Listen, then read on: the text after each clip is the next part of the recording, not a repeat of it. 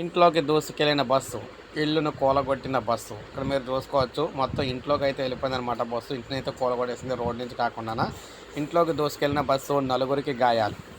ముందు వెళ్తున్న వాహనాన్ని ఓవర్టేక్ చేయబోయిన బస్సు అదుపు తప్పి ఓ ఇంట్లోకి దూసుకెళ్లిన ఘటన సూర్యాపేట జిల్లా మునగాల్లో మనకి తెల్లవారుజామున అయితే జరిగింది.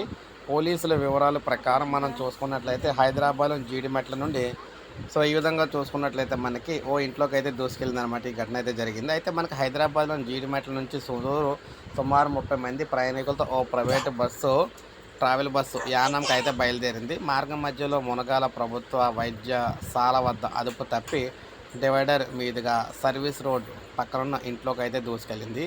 లోపల ఎవరు కూడా లేకపోవడంతో ప్రమాదం అయితే తప్పింది. బస్సుల్లోని నలుగురు క్షతగాత్రులను సూర్యాపేటలోని ఏరియా ఆసుపత్రికి అయితే తరలించారన్నమాట. ఈ విధంగా పెను ప్రమాదం అయితే సంభవించింది. మనకి ఇప్పుడే అప్డేట్ వచ్చింది. ఒక లైక్ చేయండి, సబ్స్క్రైబ్ చేసుకోకపోతే మన ఛానల్ సబ్స్క్రైబ్ చేసుకొని ఫాలో అవ్వండి.